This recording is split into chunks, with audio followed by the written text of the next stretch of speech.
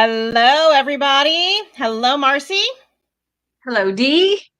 It's good to see everybody for another month of Alive. That's what, like 2 in a row? Right? We're on roll. 8-month break, no big deal. So we are glad you are here today, and we have a special guest. I don't know if you could tell who it was from my, impromptu. Took me 5 minutes to slap together a thumbnail and post it everywhere today. But we have a special guest for y'all, and I am going to go ahead and I'm going to run our intro. If I can remember how to do that. That's the one. We'll see you in a minute. Welcome to Umbrella Rebellion. I'm Marcy. And I'm Dee. We are finding healing after leaving a cult. We will be discussing abuse and personal experience with the ATI, IBLP, and fundamental churches. Trigger warning. This podcast may contain descriptions of various forms of abuse. Please take care for your safety and well-being while you are listening. If the content becomes too much for you to handle, please turn this off. We hope to expose harmful teachings that lead to and justify abuse, with the hope that those that are experiencing abuse can find support and escape from it.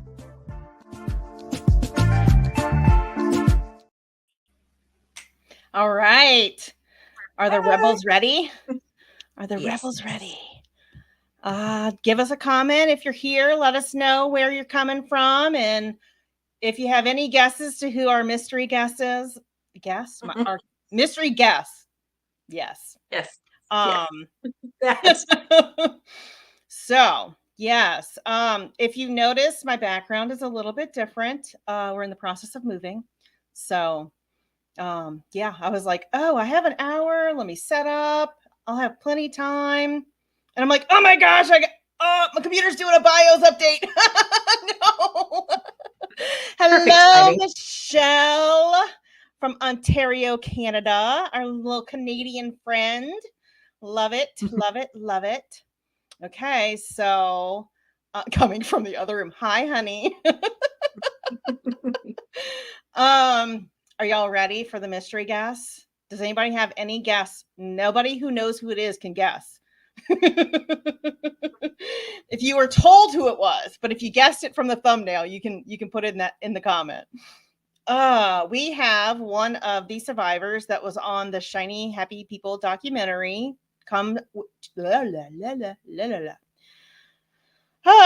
Brain cannot stop. It has to slow down. All right, so from the Shiny Happy People documentary, to share with us his experience in the cult. And I said his, so that narrows it down. So please welcome Arch Radish, or otherwise known as Chad. Well, thank you. Close to you. Yeah, that's Chad Harris, not Alex Harris. There has been some confusion, but definitely, it's good to be here. Thank you for having me on today.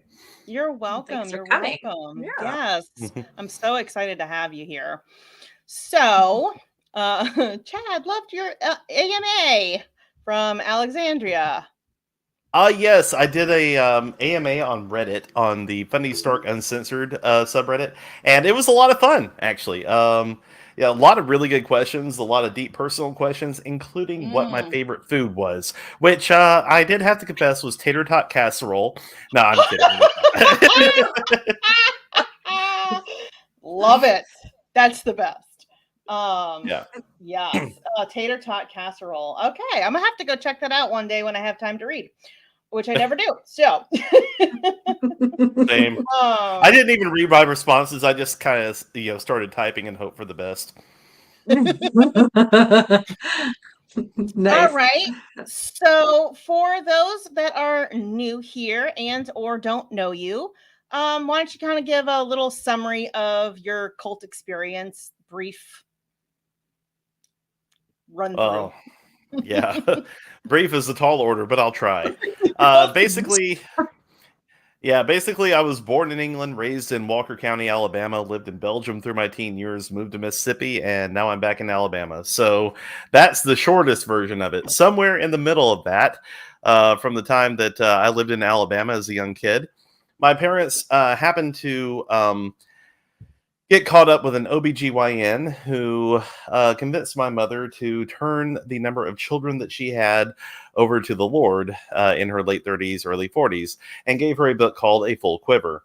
And from there, they all decided to check out this other guy, Bill Gothard, who was coming to town doing a seminar because they were really interested in homeschooling, and I was coming of age at that point to be in school. I was like 5 or 6 years old at that point. So they went to go check out the seminar and loved what they heard and really sought to be part of the ATI homeschooling movement, which we joined when I was about 7. My older brother was pulled out of Christian school, which he went to kind of reacclimate himself to the States. As I've said, my folks had been overseas up to that point. And part of the reason we joined up was because it was said to be good for both older and younger children alike. All the family learning together. It was not.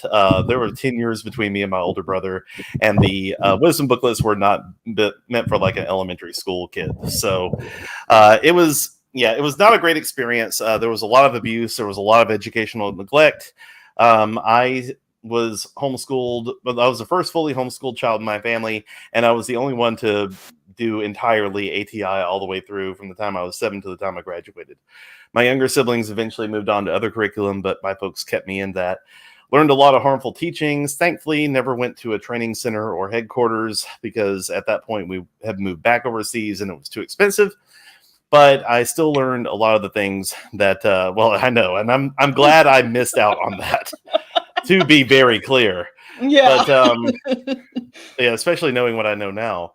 But but you see, my dad was an independent fundamental Baptist preacher / missionary, and so in addition to the toxic teachings of IBLP and ATI, I also had to deal with the toxic teachings of Christian fundamentalism in general, and I didn't really fully leave all of that until about my mid-20s. And that was when I really started questioning, and especially, with the allegations that came out about Bill Gothard and so many other fundamentalist leaders, that was really the impetus for me to get out and start, living life on my own terms.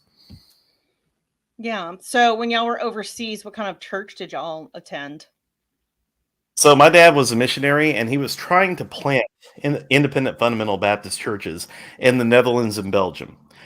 Yes, we were missionaries to 2 of the most Christianized, affluent countries in the world, because if you're going to be missionaries, why not suffer for Christ while doing it?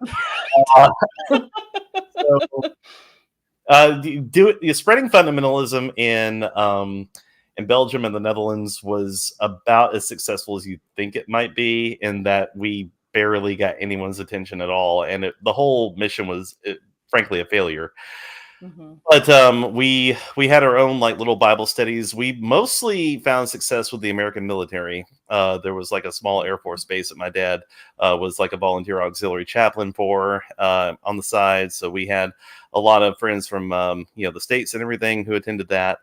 And there were a couple of small Bible studies that my folks tried to grow into churches that didn't quite shake out. So it was it was we barely had anything that you could call like a real church that wasn't like maybe 15 people on a good day. We did have some other ATI friends, though, that we mostly hung out with. There was a Canadian family down the road from us who had 9 kids living with them. And there was a American military family in Brussels who had 4 daughters who we would all hang out together. And we were the bad ATI family because we actually had a visible TV in our living room. But we only watched VHS tapes, so it was fine. That's fine. Yeah. That's funny. It was when my parents were in IBLP with my 2 younger siblings. Like my youngest sibling is 20 years younger than me. She was a reversal baby. And so we had the Nielsen rating system on our TV to try and like only watch the good shows. It was like VCR was on our log. It was a ministry, but yeah. Yeah, we're gonna change the programming in the United States with those Nielsen ratings. But you know, it's interesting to me because this has come up quite a few times when I talk to folks, who said, "Oh, well, yeah, we were ATI, but we had a TV, or we did this, or like some of the girls in our family wore pants and stuff." And I'm like, the thing is, I think that was expected almost of IBLP because I feel like they made the rules so that you could fail, is my opinion. Mhm. Because if anything went wrong in your life, if you had like illness or if you had like anything that didn't fit the narrative of success that Gothard put in front of you, they could always find something to say, well, clearly you're having this problem because you're doing this, or clearly you're having this problem because you have a TV. Didn't Gothard one time tell a woman that, she lost her husband because she had a picture of a ship on her wall or something? Like, yeah, Something like that. Yeah. yeah, exactly. We were frequently told that at headquarters. It must be because you have a CD in your collection that has, Hmm. some bad thing. I destroyed one time for that same reason because it was mostly like just a movie soundtrack. So it's mostly instrumental. It was fine. But they have, the one song at the beginning or the one song at the end that's done by an artist. And that had a rock beat in it, or it had an oldies in it that had a rock beat. And I was certain that that was what was causing whatever. I don't even remember what issue I was having, but I was certain. And then so I destroyed the CD and then I confessed it to Mr. Gothard and got rid of it. Yeah. Yep. Oh, Mhm. you'll love this one. So I was talking to somebody and their family member, and their family member had been talking about me apparently to them.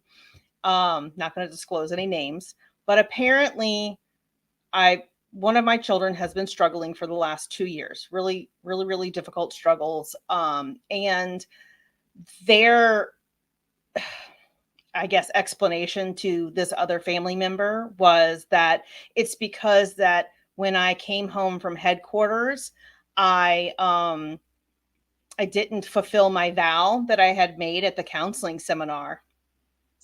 And I was like, Oh. I told the family member I was speaking to, I'm like, so a vow I made under the teaching of a pedophile is why my son is struggling, not his abusive father. Okay. Hmm. But that was the game. Like, if you were one of the underlings, if you were the people that were actually doing the work, you were propping up this ministry, you were putting in all this labor, you were putting in all this time to try to promote it and to follow it. If anything went wrong, it was because it was your fault, and they would find something to use against you. But look at what happened if Gothard himself or his brother or anyone higher up, if they ever had, anything revealed about them, or if they had anything go wrong in their lives, well, that was clearly an attack on Satan, and it didn't count, or attack from Satan, and it didn't count. So Yes. It wasn't the it ice was a cream sandwiches. yeah, it wasn't the ice cream sandwiches that he kept in clear violation of his dietary laws. It was the fact that he was a man of God who got attacked by Satan, and it just showed you it was yet another example of the hierarchy. Like Yeah. the authority structure was there to protect the people in authority. Oh, And they for used it sure. blatantly. Yeah.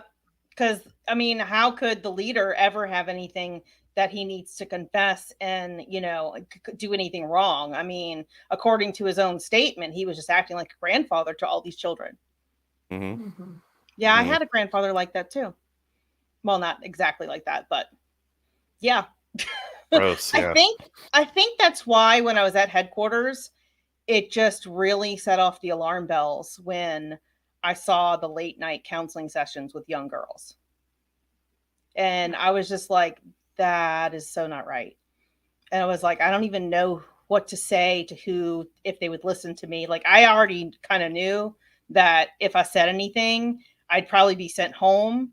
And then, so it was like, it was really weird. Coming from the military. And I wanted to say that, like, the military, I get that because it's very rigid and very rule oriented, and you know what to expect in the military. And so it wasn't that far of a jump to go into a cult. Yep. So Absolutely. And the whole thing about did who you could talk to and what have you, like, who Mm. watches the Gothard and this stuff. I 100% believe that the board and everyone knew. Like, how could they Oh, not? yes. Like, Are they not? yeah, I didn't enjoy Ginger's book whatsoever. Don't get me wrong. I mean, I read it not too long ago, but one passage that really stuck out to me was where she talked about her and her sisters, pretending to be Gothard girls by putting wigs Mhm. on and stuff like that. If they knew, people higher up knew. And if it was Oh, such for a widespread sure. joke, yeah, Mhm, it's just like to me, it's just a damning indication mhm. that the adults in the room, either dropped the ball or were so focused on protecting the power structure that they were willing to sacrifice innocent children to do it, and that's just gross. It's It is just disgusting. gross. Yeah, it was well known. Everybody knew it in headquarters, every single person. It was joked about. It was a common joke that went around. Everybody knew. And yeah, so the higher ups knew too. Yeah. And I can also say, because there were several instances where I was asked to assist as a house leader with the girls that were having those late night um, meetings with Mr. Gothard. And so it had been a concern with the leadership that they were being kept so late. So we were told to go get them. So they knew it was a problem. They were trying to fix the problem without angering Mr. Gothard and getting in trouble themselves, or getting other people in trouble. It was almost like a power struggle with that, to pull the girls at the wrong time, but we were told to do it anyway. So they knew, they were working around it. Mm-hmm. Yeah. Well, Yeah. that's the thing is, like, if they would have tried to, form a coup and get Bill Gothard out, he would have thrown a hissy fit and he would have probably sent them all home and they would have no livelihood because all the families that were up there, all the head, you know, directors and everything, they lived there off of Bill Yeah. Gothard. So it's like it's just like any other, member who is wholly dependent on their to be able to get out of it is a huge sacrifice, and trying to do it with little to no interruption to your life would not be possible. You'd have to be willing to lose everything, and I don't Yep. think Well, and anybody there was willing. no, Right. and he had cleaned house before, so it was not unlike him to get rid of multiple people at the same time. So if even if you formed a group, that was no safety there at all, because he had done that before. Like, he had no problem with that at all. He could get another voluntary family that would have been thrilled and honored to come and fill those shoes, and he didn't care how much experience you had. He Mhm. didn't No. care. Was never a concern. So yeah, there was many more people to fill those shoes, outside of maybe some of the very specific professions, like the printers, that ran the printing presses and things like that. That took a really high level of training and skill that he had to have, and those people had been there for like 20 years. So that those would have been the only ones that might have given him a second thought, a pause. But anybody else, no. Yeah, Yeah. So, yeah, I know. It's because those just crazy. those printed materials were pretty important, because that's what spread the lies. So Had to keep Mhm. those going. That's why he had to have his own printing press and own staff so he could do it for pennies. yes, yes. It's amazing what you can do with a lot of expendable labor. But um, I went up to headquarters with Lindsay Williams from the documentary. We were actually able to go inside, as it were, and They let kind you of inside? yeah, Oh, we went inside, and we actually got permission to do so somehow. It was quite bizarre how it all happened, but right now, if you saw headquarters today, and I don't know if you have, but just in the few years that it's been largely abandoned, all those big gaudy buildings have crumbling flakes of paint just falling off of them right now. Some of the windows have been shattered in some of the buildings. There was a water main break in like the main offices, and those buildings are uninhabitable right now.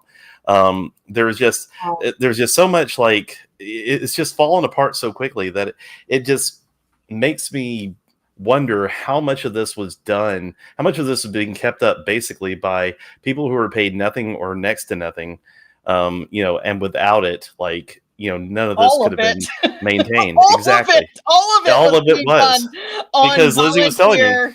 yeah. Mhm. Lindsay was telling me, like, that there would be people out there making it look pretty or maintaining it 24/7, like always trying to keep it up.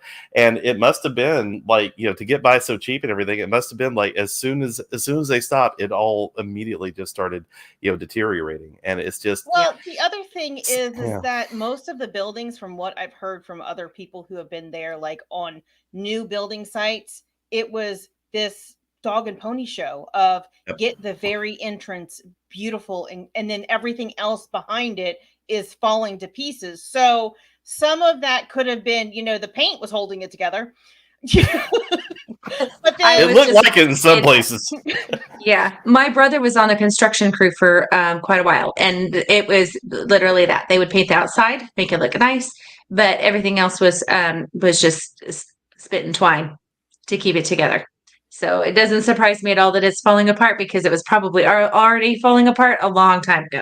It was I just just had a barely mental functioning. image. I just had a mental image of like a whitewashed tomb for some reason. I'm not sure why. Yeah, with that's a red exactly what it carpet was. leading up to it, And in Mhm. it, I was in it, And it like all that. the is. way to Yes, it. That yes. was some plush red carpet up in there. I'm just going to tell you right now. So Flint, where they show those pictures on the series, I was there when they had gotten the building, and then I was there when they redid the whole thing. And that is literally what happened. They did the entryway and everything in the front so that when you came in, it looked beautiful. But everything else was junky, and everything else had serious level problems.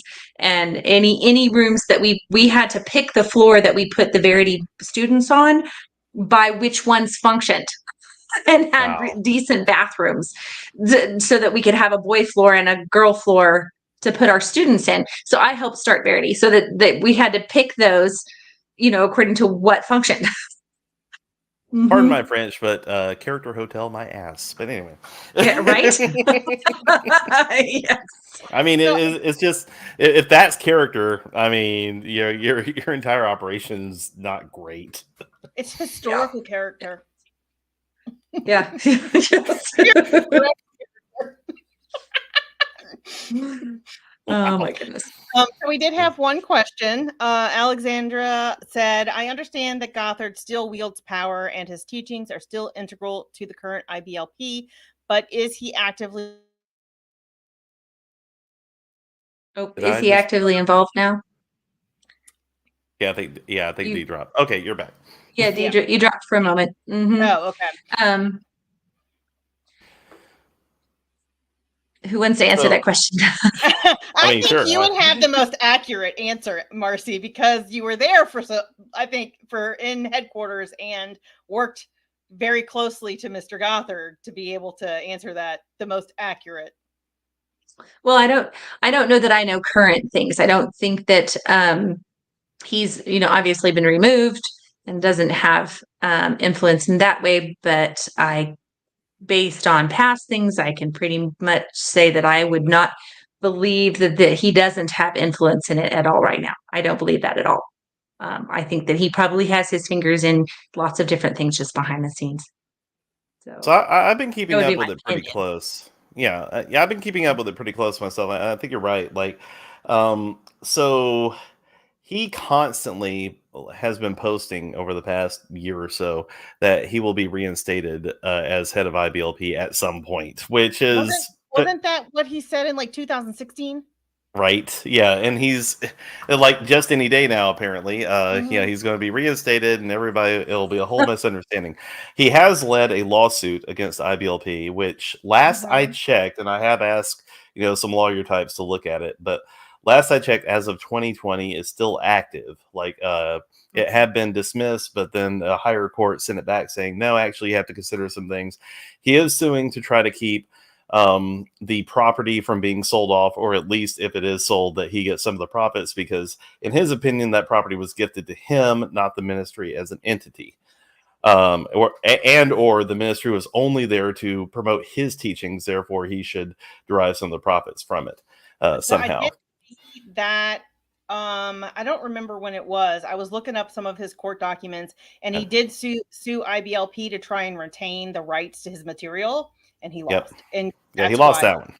yeah, that's why he wrote 40 new books, which Yep. were just regurgitation of what he already wrote, because he couldn't make any money off of what was in IBLP.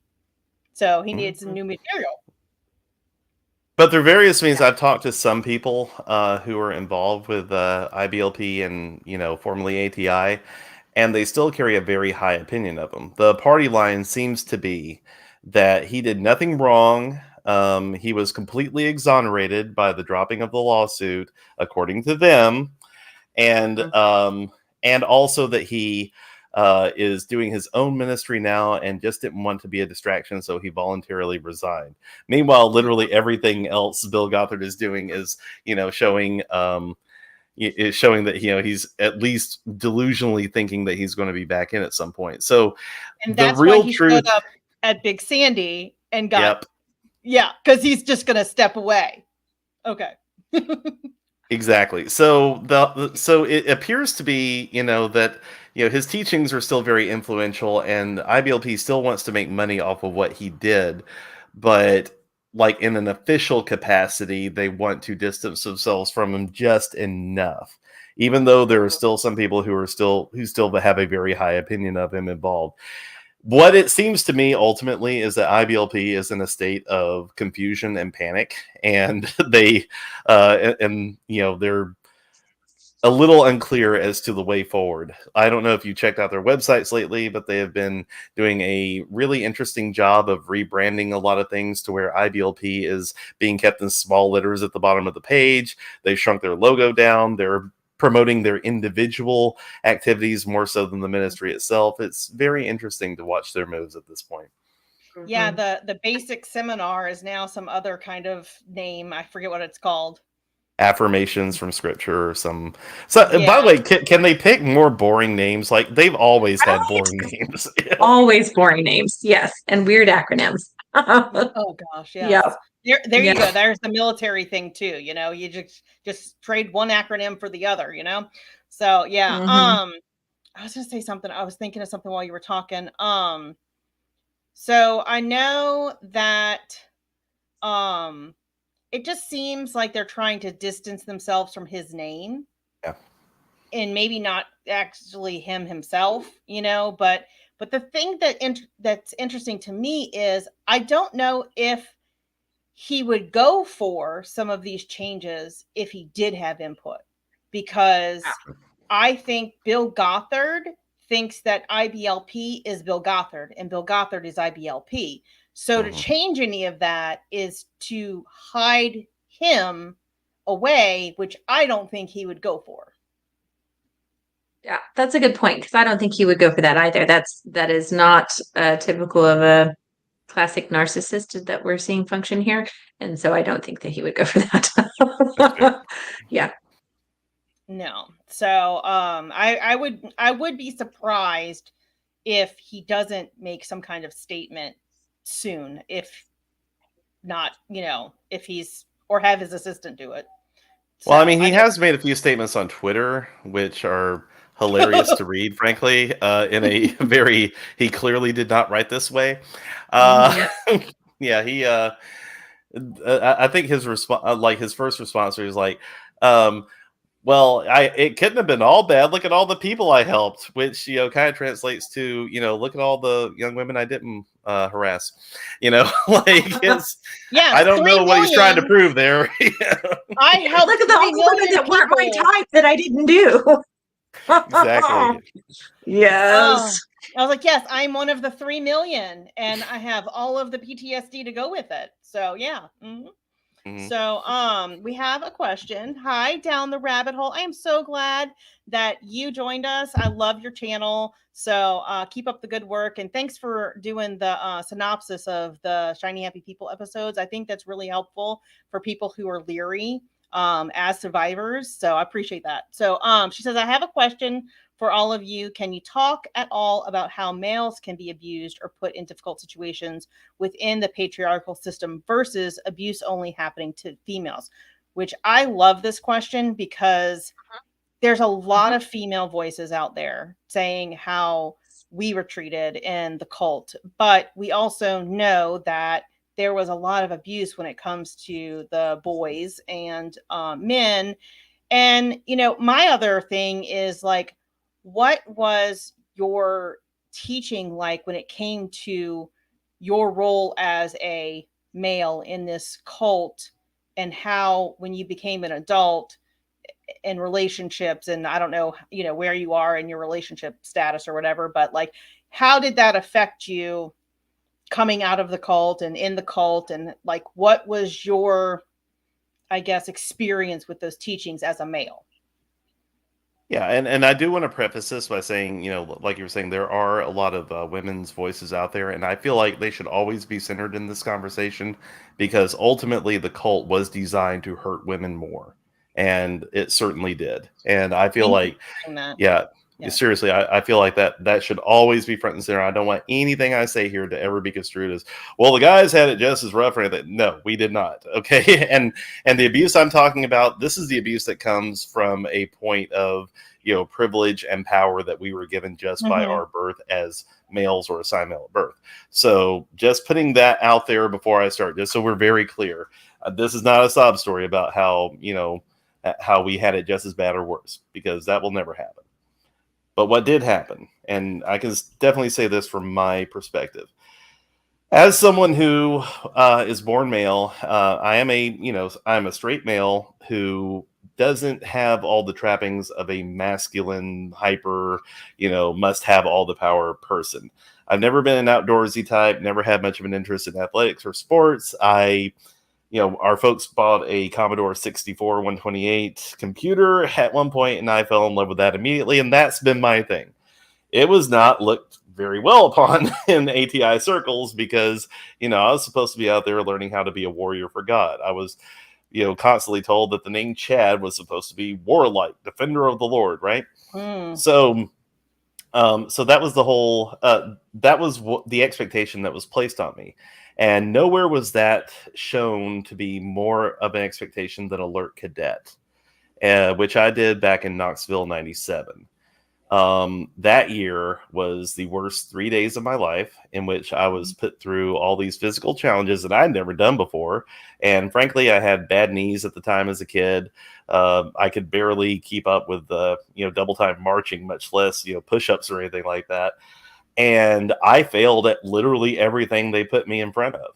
I failed the obstacle course. I fell off the zip line tower, landed on my back. I got stuck on the climbing wall. I didn't do orienteering correctly. I fainted on the rappelling tower. I was told constantly, like, this kid can't do nothing. And I still remember that guy who said it to this day.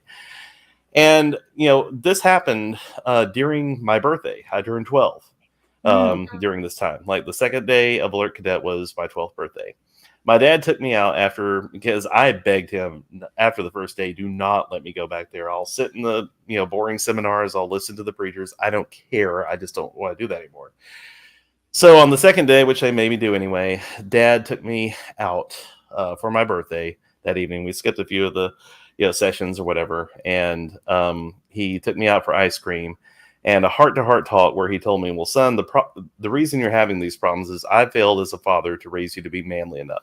There will come a time where Christians will all have to be, they're going to come into your home and make you make a stand for Christ or perhaps execute you.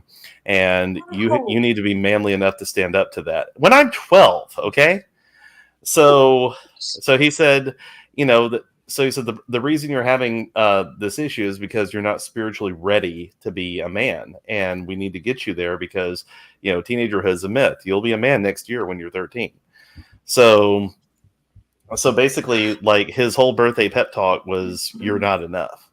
And that was the recurring theme that I think a lot of kids in my situation took to heart. Like, if you didn't fit their ideal, you were not enough. Now, you can go one of two ways on that. You could take this ideal that you're supposed to be this manly warrior, defender, authority of the family, and run with it and pretend to be that, or internalize it to the point where you become a complete jerk and an abuser. or you can just play along enough to where you fly under the radar and until you can get out of there and figure things out for yourself. And personally, the whole idea that I was supposed to be like some authority of a family and everything was supposed to be under my rule and stuff like that just sounded like a lot of work that I didn't ask for. I was just like, I didn't sign up for this. I was just born, like I like to play on computers and I don't know what else to tell you. But yeah, it just always made me fearful because, Dad made it a huge point, especially, during the abusive beatings and everything. He would tell me that it was his duty as a father to do this because he had to stand before the Lord and talk to him about why, he did or didn't discipline in certain ways. And for me to think about having to do that to a child later was just horrific. And I'm like, why am I signed up for this? Like this, that doesn't make sense to me. So yeah, it really messed with you because, it gave you this, in several ways, the idea of this toxic masculinity that you had to embody poisoned everything. It poisoned, the minds on some level of everyone who was exposed to it, who were male, assigned male at birth, expected to be male, what have you. And it also poisoned it for, the young women who were, brought up in this as well in other various horrific ways that were far worse. But for us, it was very damaging. And even the ones who, have grown out of it and, left it behind and said, well, that was a part of my past, I don't really deal with that anymore. I guarantee you, if, and I encourage anyone, if you've been through ATI at some point, at least see a therapist, because I guarantee you there's some stuff that you probably haven't dealt with. I know with me, it manifested as panic attacks that would not stop until I went and saw one and started my journey of healing.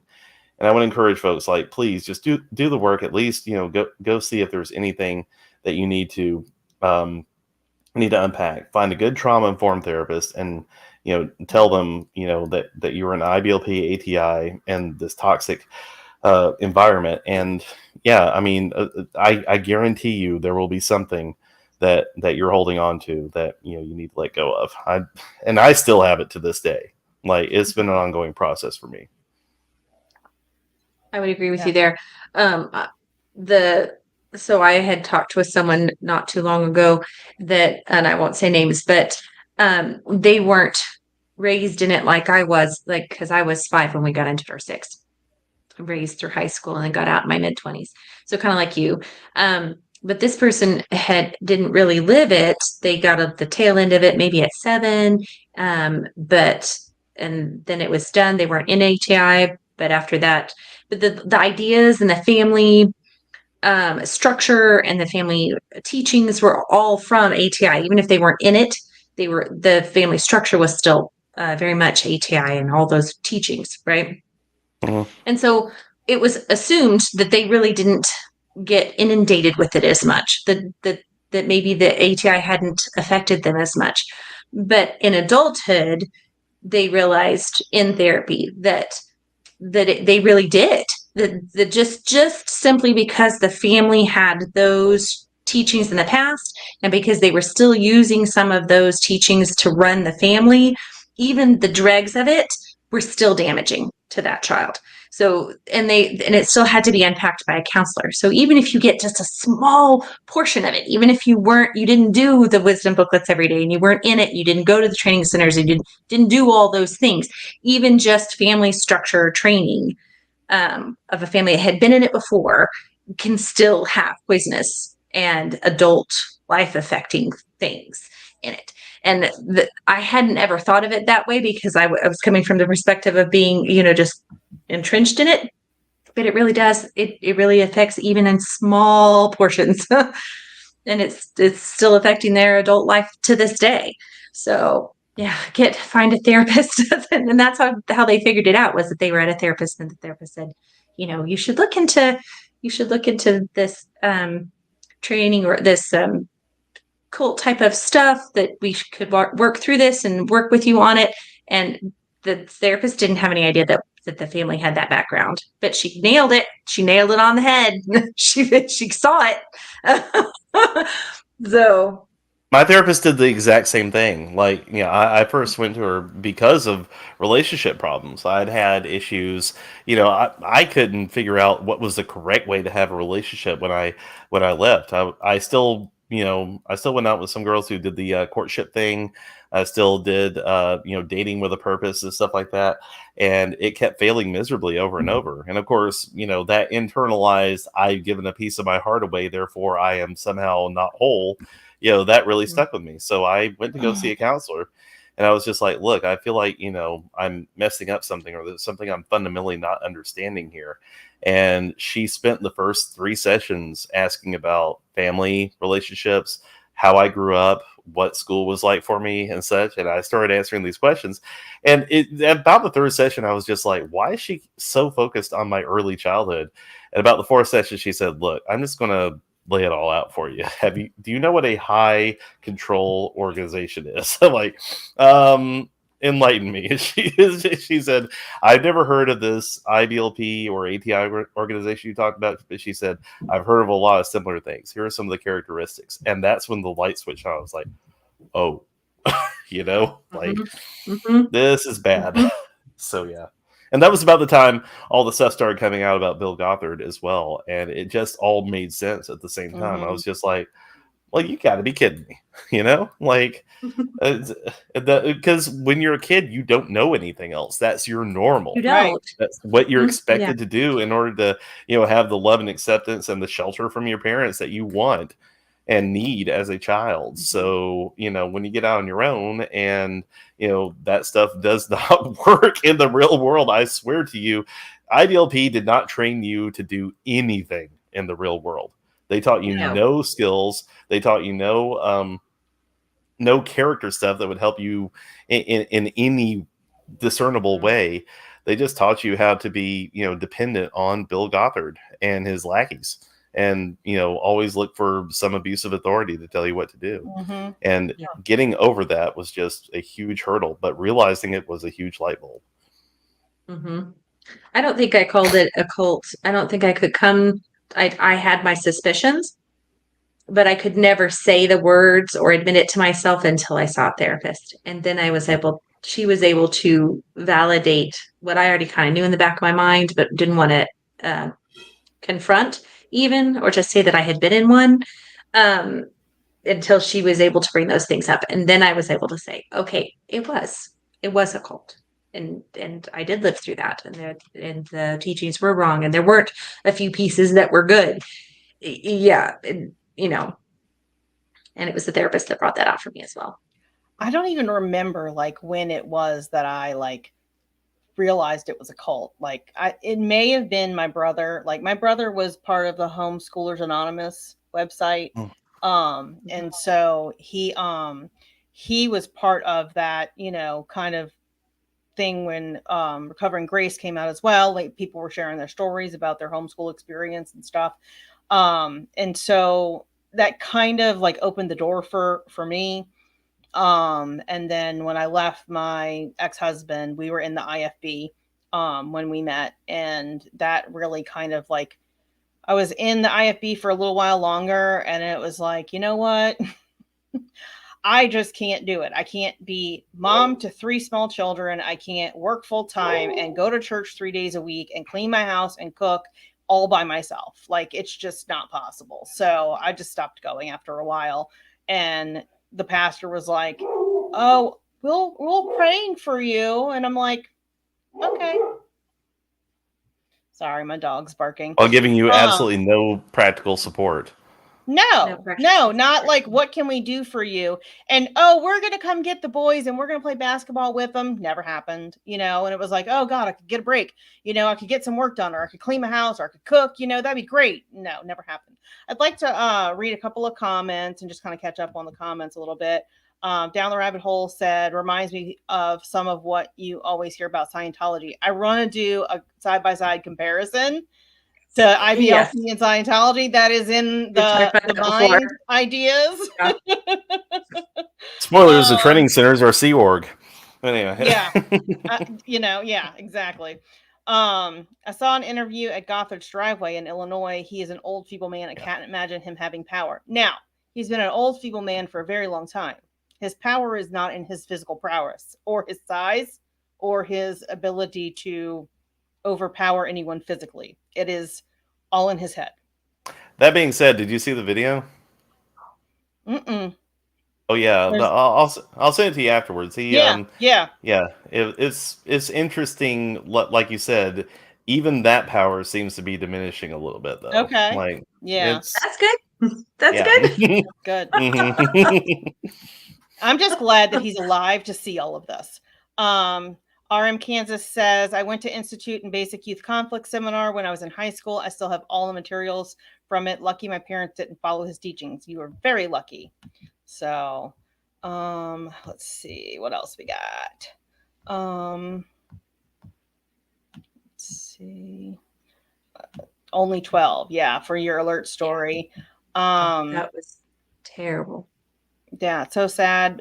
Michelle says, but I get it. Pre-excel and commit in Knoxville made me feel not enough around the same age. I think that is a common theme, whether you're male or female. It's always been you're not enough. Whether You're not enough. you're not fitting in the mold, you're still a kid. Oh yeah, I mean, but IBLP, once you're 13, it's kind of like Scientology. Like there is no childhood. You're just a person. So But you are an overcomer. You're awesome and you're enough. Yes. Real quick, let me ask y'all: did y'all's churches ever do like dedication ceremonies to any male children who came of age of 12, 13-ish? Not that my church didn't, but we had friends that did do that, kind of like a bar mitzvah. Yeah, we did that too. And there were pseudo ones for us, like at certain ages, girls signed a courtship agreement with the father and got their courtship ring to promise that they would not do it any other way, and kind of tied them into that. I don't remember if they did anything with the boys in a similar way, but that was more about keeping your daughters pure and virginity and all that. But they did, there were multiple families in our church that did do something similar. Did you? Yes. We had a dedication ceremony right before we moved to Europe. It was this whole, in retrospect, very odd ceremony where I was dedicated to manhood or something. And, they had some people write poems or statements about, what was expected of me going forward and stuff, and have me kneel down at the altar and have the men of the church lay their hands on my head or something. It was really weird in hindsight. It just felt like, like you said, it felt like something that was appropriated, like a bar mitzvah and everything. But also it felt like I was being tasked with all this responsibility that, again, I didn't ask for. I'm like, I'm still trying to figure things out. I'm still hitting puberty and all that sort of thing. It's just like I've got enough to worry about right now without having to worry about how to be a manly man for Jesus or whatever, Right. I often wondered at headquarters when they would make such a big deal about the courtship, and because that was a big deal because we were all of very close to marriageable age, and it was also big that everybody could meet everybody else. There was lots of matches that were made at headquarters, right? But they were never allowed there, and so I often wondered. The boys were expected to have like some sort of livelihood to support this family and be this, powerhouse of protection and warrior or whatever. And I remember thinking, how are they possibly supposed to be able to do this? Like even as a teenager, even as 17 or 18 or 22, if they've been serving at headquarters for all this time, because they've been serving at headquarters. They don't have any skills. They don't have a job. And yet they're meeting these people here at headquarters and they're expected to go home and be able to be the kind of husband and family figure like that. How are they supposed to do that? And what a lot of responsibility. But I didn't realize that they did that to you all at 12. And that makes my heart so sad because that's way too much. I mean, they were almost like, I wasn't in it at that age. I was 18 when I joined, and I was actually going into the military. So I went into the military. I was there for 4 years and then I got out, and then a year later, I think I went to headquarters. So I was, I was a backsliding heathen, and then I got right. And we share it in our stories that Varsity was like, I was a project case when I came to headquarters. I believe they call those leaders in training. Yeah. Yes, Something like they that. do. LITs, Oh, God. leaders in training. Yeah, which Mhm. was like That your was charity code. case. Yes, it was code. And I was like, that's why I felt like I wasn't really a part of this place. I was just an outsider being helped. Well, Okay. yeah. That was the bad side of the gossip at training centers and headquarters and things like that, because everybody had a friend that was in whatever department that knew when people were coming in, and then the first question out of everybody's mouth is, "Are they an LIT?" Mhm. Oh yeah, they are. Okay, well, Yeah. they'll be in the kitchen or whatever. Yep. That's where I went. So this was a really good question, Alexandra. Okay, I've always wondered about this. Lots of IBLP employees and some in public facing roles are not traditionally masculine. Many are artistic and soft spoken. How does the organization square that? You're a failure? Mm, I don't. I think the I key mean, word there is public facing, because you don't see what happens behind closed doors. My dad was a pretty soft spoken fella, but yeah, mm-hmm. when it came time to apply the Board of Education, as he so yuckily called it, it was a different story. There was a lot of pent up frustration. And understand too, like two of Bill Gothard's biggest influences were Charlie Tremendous Jones and Dale Carnegie. Like that whole idea of having to put forward that smiling, public facing face and make everything look, that whole shiny, happy people thing, that was one of the selling points. We were supposed to be bright, shining cities on a hill that could not be hid, and a candle that isn't put under a bushel, Right. the It's that ministry outward smile. It's the that ministry outward smile. appearance. It's if Mhm. you look on the outside, it doesn't matter what happens on the inside, Right. and that includes inside your doors. So as long as you present to the public that you're an upstanding Christian, what you do inside where nobody's looking doesn't matter, which is just quid pro quo or whatever. Like that's just like I just consider like all of his material an abuse manual. So and grooming material. So it's basically all the men were taught how to groom and abuse, and all the women were taught how to accept it. That's kind of how I see it. So let's see. Oh, hey, P35 Flash. Seeing a real psychologist after the IBLP experience is very enlightening. Absolutely. The keyword is a real one, because Yes. That's true. because so many times when I said that I need to see a therapist or I need to see a counselor or whatever, I was sent to an elder in the church or the elder's wife, because I'm a woman, and so his wife would do the counseling, and they were not certified, they were not trained. It was only just because they held a high standing position in the church. Don't do that. Go to a licensed professional. So Well, and also, I'm sorry. Soon. It's in the process of being edited right now. We are going to have a video that I am going to put out within probably the next 1 to 8 months. I don't know. My son's been helping me. It's been a slow process, but we had a therapist on, and we recorded this back like in August last year when Marcy came to town. And we talked about, what to look for in a therapist, what questions to ask. And so I'm really hoping that I can get that out soon, because I think it's very, very, very, I guess, time for that right now, because a lot of people with the docuseries have had a lot of trauma come up that they thought they were done with. So I had the same experience, which segues me into another question, but I want to read this comment real quick. Sherry says, Chad, thank you for opening up about your experienced trauma. When you said that small voice that says this isn't right, listen to it. I cried when you said that. I told my mom and dad this when I guess when you were beat. Not sure. But yeah, I mean, that was some of those statements in that last episode I mean, just like Lindsay, when she was like, this is the life that I made. And then she lost it. I have chills right now just thinking about it. Yeah, it is amazing to look back to see where you came from. And, a lot of our, my peers, y'all included, grew up in it and I didn't. And it was weird for me as an adult with people who had grown up their whole lives in it. And, it's like, oh man, they had the chance to be a godly person their whole lives, right? And I kind of felt, that I missed out on something. Looking back, I'm very thankful and grateful. And I think I didn't stay very long at headquarters because of some of the red flags that I saw.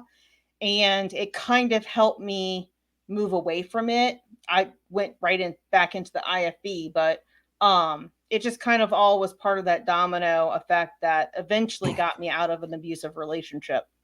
So just being able to have that experience as a real person in the real world, Breaks the illusion very quickly, doesn't it? Mm-hmm. Yeah, you see past the exterior, as it were, all that gaudy stuff that is falling apart on the inside. I wanted to add something to what Sherry was saying too about the small voice that says it isn't right, and this is something I think goes a little bit more toward people who grew up in IBLP itself. So as all of you knew, like demons were everywhere growing up. Mm-hmm. And I was taught that those doubts and those, thoughts that we had were of a demonic nature. There was a song we sang in Alert Cadet that year that I still remember, like every word to this day.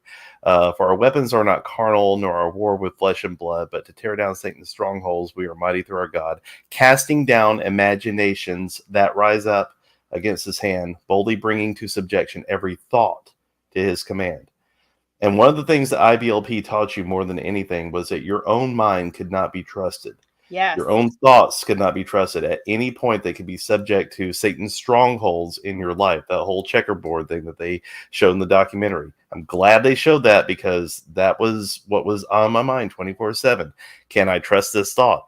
I had like these little prayers I would throw up anytime I would, have a thought that, I thought could get me struck by lightning or whatever. I'm like, oh God, please forgive me for thinking that, and that is how you make a paranoid child. So when I say, when you have that little voice in your head that says, this is wrong, this is not right, I really want to emphasize if you're coming out of IBLP or ATI, that's not demons, that's you. That is your self-preservation. That's your sense of self saying, I need out of this. And that is what you need to hold on to in order to survive. Learning to trust your instincts. And, that was something, I mean, like when I was growing up, I was always in trouble. I was undiagnosed ADHD. I had anxiety. My mom was super controlling, could never do anything right. I felt like a failure everywhere I turned. I even was like, why should I try? And I just wouldn't follow the rules because it didn't matter. I got in trouble if I tried anyway. So wasn't worth the effort. So I just like, screw it. I want to do what I want to do. I'm going to get in trouble anyway. So might as well have fun while I'm doing it. So I feel that. But like I was constantly told, even before we were in IBLP, that I don't have good decision making. And so IBLP just doubled down on that. And when I was in my marriage and I was like, this is weird, I would call my sister. I'm like, hey, is this normal? Like, do husbands do this? Like, this just doesn't seem right. And, she's like, I wouldn't put up with that. And I was like, okay. I mean, she was a Christian and she was, not as fundamental, but she was, really strong in her faith. And I was like, that's interesting, and then I think it was finally her that gave me a list of, like abusive traits in a relationship. And I was like, oh, I'm being abused. Or my kids. Damn it. But you still have that sense of self, though, that, let you know initially, something was wrong. Well, and I thought I was going insane because of the gaslighting, because, like, I was like, that just doesn't seem right. And, oh, well, I'm the head of the household and I'm going to make the decision. And, this is what I think we should do. And I'm like, oh, this doesn't seem right, but okay, I guess I have to go along with it. I mean, it was like so oppressive for me, being a very independent person, to have to constantly swallow my thoughts. I also want to say that even after being out so long, and this is, Mm-hmm. I got out in 2003. Mm-hmm. I still battle with trusting myself and my inner voice. I'm much better at it now. And sometimes I have to fight to do it. Like, I know my inner voice. I know it. I know that it's right. And I know that I should follow it. And I know it's trustworthy because it's been right in the past. But I still have to say to myself out loud, it is okay to follow my gut. And I'm going to follow my gut, even though a voice in the back of my head from the past is telling me this is probably not a good idea, or you might, get shot by lightning. To choose, I have to choose to do it and say, no, I'm not going to listen to that lie anymore. I'm going to step forward and listen to my gut. And so it's still there. It's still there. And chances are, if you make a bad decision, you can just pivot and change. Yeah. Oh, well, It's that was the fixable. wrong decision. You're not necessarily going to die. I mean, like, if you drive your car off a cliff, maybe. But, like, if you decide to, spend $35 instead of saving it. But importantly, though, did you pray a hedge of protection around that car before you drove it off a cliff? I mean, that reminds me. You saw that face, right? I was like, yeah. The magical and I think God. I think protected it's so by shrubbery. Awesome. Yes. I think it's so awesome that you said you had a specific prayer that you would shoot up if you had a bad thought, because I did that exact same thing. I can still quote it to you. I won't, but I did the same thing. And every prayer that, like, if they told us to do Bible studies or whatever, I started every single prayer by myself with that. It was like a quoted thing. I just had to state it to make sure that I was all covered. And then you get that lovely little nagging thought of, is this a vain repetition? But yeah. Yes. Then at some point I said, I don't care. As long as I'm covered and I know that I'm forgiven, I'm good.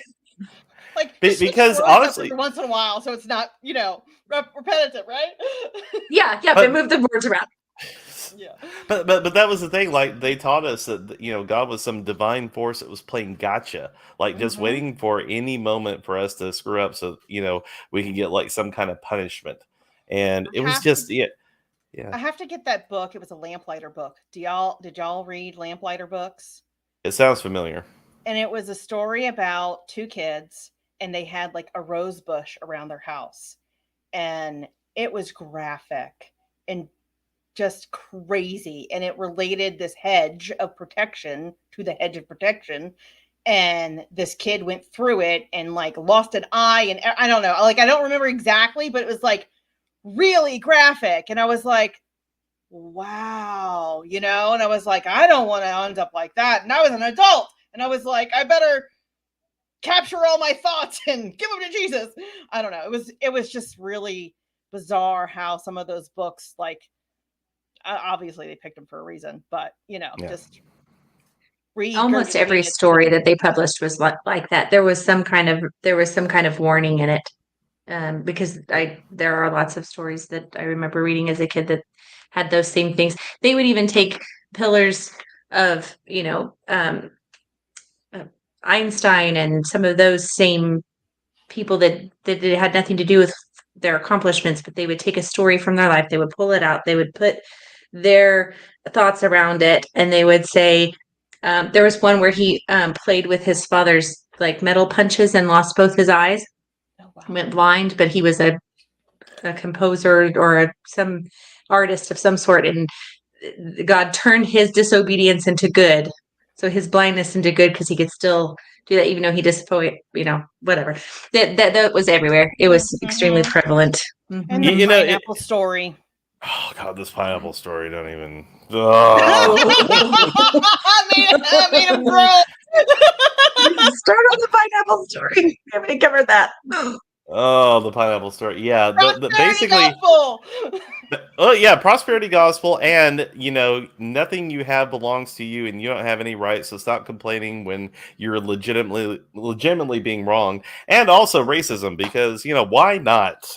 You know, Yeah, and like go to the all the cops way and through. say, like Mhm. something is being done illegal. Let's just, drive that home too. Just Yep. pray, it'll be fine. That's Mhm. ridiculous. Yeah. Yeah, what you're saying too about all those stories where there were dire consequences if you made one wrong decision in your life, and you could end up like blind, or otherwise disabled or maimed or what have you. Which was like half the stories I read growing up. Between that and chick tracks and everything, I'm like, you know what, Yes, like. Regular kids got to read Goosebumps, like just something that would give you a good scare. We were just right. mortally terrified for our lives 24/7, and that was Yes. school. Yes, Like, come that was on. school. That was Yeah. 24/7. Yes. Yes. Oh my gosh, some of those chick tracks are disgusting and They Mhm. are disgusting. Somebody worse than posted any one the other war day and story. said that their kid had gotten it here in Tulsa, and I was like, "They're still out there. There's still people handing those out right now. The same ones that I saw when I was 5, in 84 or 5 or 6 or whatever. Same ones." Yeah. Somebody had posted like their logo or their podcast or something in a chick track thing. I swear to God, I had like almost a panic attack when I saw it. I was like, oh wait, that's not a chick track. What is that? I'm like, oh, you're terrible. Like you got me there. My parents handed them out instead of candy one year at Halloween, and they taped coins to the back and then handed them out to the kids. Yeah. The fake dollar bills were my favorite. So, Ooh. it's been about an hour, so it's usually when we cut things off. But I did want to ask you. So, you seem to be extremely busy right now. What are you doing to take care of yourself? Because our podcast is kind of like mental health focused. So, what are you doing to take care of yourself? I have And no idea. what should you be doing? Cherry Coke is how I'm taking care of myself. It's my favorite. Yeah, so I actually went up to New York to watch it with my good friend Heather Heath from the documentary. We watched it when it dropped, and 2 days after I got back from New York, and tried to get some normalcy and everything before the storm of everybody rushing to contact me happened. Um, my car got stolen. So yeah, like we're straight out from Because in you front were of my apartment. spinning with the heathen friend in Right? New York. Like once upon a time, I probably would have been like, well, this is Right. just payback for being in the documentary. But actually, I walked out there, and I looked, and I was just like, you know what? I'm actually impressed. I did not see this coming. That was you got me good on that, I tell you. So, long story short, it got stolen, it got totaled, and I had to get another car. Thankfully, insurance took care of me and everything, but it was a whole ordeal. So I was dealing with that, dealing with life stuff. Work has been really nuts right now. So it's just been one thing after another. So I'm not the best person to ask right now how I'm dealing with stuff, because quite frankly, and I will say, like, this past weekend, I just had like a complete shutdown. I just Good. ran out of energy, and I just said, Mhm. I am going to spend a goodly portion of today in bed, because I just don't have the energy to do things right now. And that's been one of the things. One thing I've noticed that seems to be a common theme among IBLP survivors is we don't really listen to our bodies and our energy levels. We just tend to keep going until something really bad happens. So one thing that I have been working in therapy and such is to actually start listening when my body says, okay, you need to slow down. You need to, take a quick break, maybe, cut out a few things today, and, and take care of yourself. So I've been trying to make that more of an effort now that, some of the urgent stuff involving the car and everything is taken care of. Mhm. I'm now like focusing on, going at a steadier pace, putting hard limits on when, I stop doing things and when I start doing things, scheduling in more leisure and scheduling in time. I'm very much into meditation. I do that to try mostly as a chance to like check in with myself, see if there's any Mhm. pain, anything that I need to address, or any stress that I need to process. So things like that, I've been, because of circumstances, I've had to kind of really focus on life stuff, but now it's about spreading it out a little bit more evenly. So Yeah. Yeah. I know with a lot of this stuff, it can get so busy because you're out there, right? And so many people are contacting you. And I just remind you that you can say no. oh yeah, I really wanted to be here though, just to be No, very not to clear to me. everyone. Not to me. Yeah. Anybody else? Yes. And Oh yeah. and I wanted to add, and I meant to say this at the beginning, when I finished, well, actually probably the first episode, but when I was watching the series and we turned it off, it was my husband and I that were watching it. I turned it off. I said, "Did you see that? Those people that came on there and said that are so incredibly brave and courageous. That took the very depths of their guts to conquer that and do that. That was so brave. I'm so proud of them, and I'm so inspired to share." And then the very end, the last statement that said, "All we had to do was speak. All we have to do is speak. All we have to do is tell our stories." I was so inspired by that, Yep. and that's true. All we have to do is tell, and that takes an immense amount of bravery. And I just want to say that I just thought that was so brave. Yes. Thank you. We definitely appreciate, all of y'all coming and sharing your stories and helping get the word out there of the damage that was done to all of us, and I'm there's so much to the story. I'm so hoping for season 2, Amazon season 2. I would definitely say keep rating the series on all the Mhm. social medias and write to Amazon because I fully believe they can do it. I believe I mean, I know I didn't talk for just, what you saw on there. There was a Oh good yeah. 5 hours I sat in that chair, and I know the same is true of others. So hopefully, there'll be some more topics they can cover. I would love for them to Mhm. talk about, you know, any affiliations with, like, say, HSLDA back in the day or some of the international ministries like Russia. There's just so Yeah. much more that Yes. you can say. Also, I would like to add very quickly, Marcy, to what you're saying about, all we had to do was talk. My favorite shot of the whole series was right after that, where they showed. Sorry, it kind of gets me a little bit still, but it shows all of the videos of everyone speaking out, like flying at the screen. To me, Yes. to me, that Yes. felt like it felt like almost like missiles just being launched Yep. at this cult that we've been Yes. powerless to speak against. And it finally, hit to where we're like, hey, this is our chance, Yes. speak it out. So that Yes. that Oh, felt it, great. it gave me chills. And in by comparison, when they were showing that the people that were fundamentalists that were still Yeah. in it and that were out there on the media and that were teaching those things, I didn't realize that was still happening. I didn't know that there were people out there that were trying to that look perfectly normal but were teaching those things, right? The young couple and stuff. Mhm. Scary, scary, scary, scary. My heart dropped to my stomach. Like it was scary. So that ending was like, yes, we still have a voice. There's a balance to that. Mhm. There's a comparison. There's a balance to that. Mm-hmm. So I will just add, and this is going to probably make you cringe. We are now the fiery darts. Hell yeah. Yeah. Oh, I'm sorry. Can I add one more thing? I know Yes, I know I've kept adding absolutely. here. Keep adding. Okay. What do we have to do? I will say when we went to headquarters and we did speak to the one staffer who gave us permission to go around and take pictures and such, which, we were honest. We just said we're former students. We just wanted to take pictures for nostalgia's sake and whatever. He was cool about it. There, all the stuff was off the walls. Like there was no wall art. There was nothing. It was just empty space. But there was this one framed sermonette outside of this one gentleman's office. It was the only office that actually was functional. Like it had stuff in it, it had a computer and all that. Everything else dead empty. And this one piece of wall art hanging outside that said, "Others may, you cannot." And it was a sermonette where I looked it up later. It talked about how God may choose certain people to be in high positions where they're highly visible and highly lauded, but He may choose you to work, silently in the background doing these things. And it hit me. And I talked about it with Lindsay on the way out. I said, "Did you see that?" And she was just like, "Yeah." I said, Can you imagine like how much that was used to keep everyone in line who worked there at headquarters?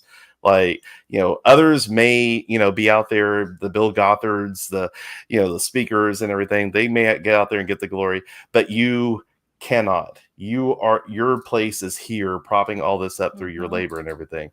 And I said, look where that's gotten. This building is empty. One lone man is working. There's no heat on in the building. It's abandoned. It's all falling apart. I said, look at where that got him. And she looked at me. I'll never forget. She said, Chad, we're the others. We are the ones who may now. And we're taking that. Yep. Yes.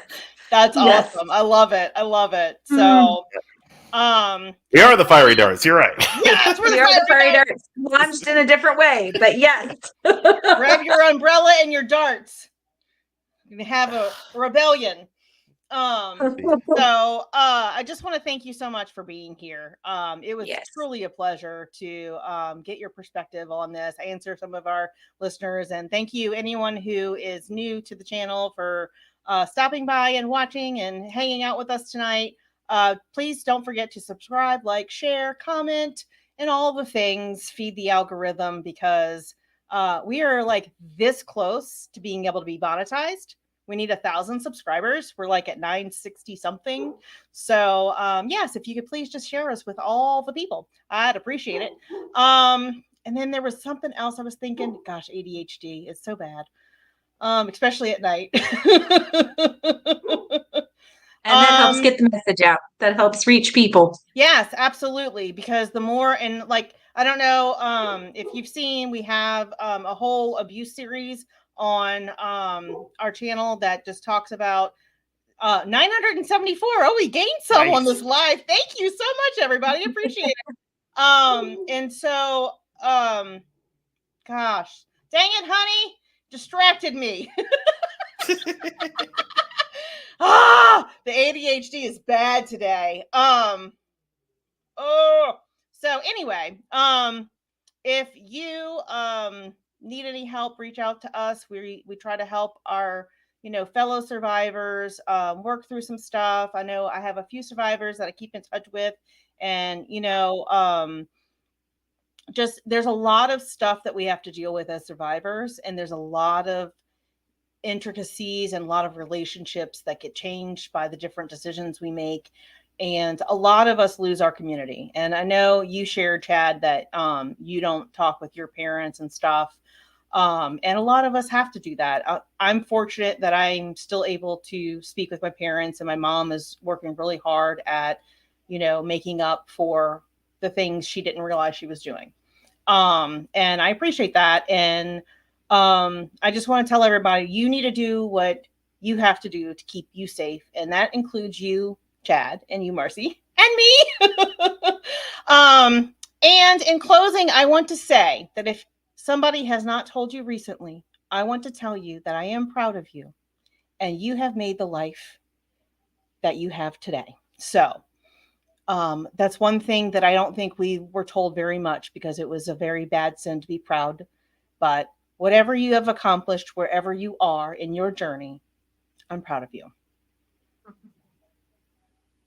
So with that, I guess we will end this lovely live, and maybe we can get Chad on another time, and we can talk more or get some more of the survivors on. And if you are a survivor and you want to have a chat with us, let us know, and we can see if we can grab you and get you on the live. So with that, I think I have an extra. Yes, I do. All right, guys, I'll have a great one. Bye. Thank you. Bye. Thanks for having me.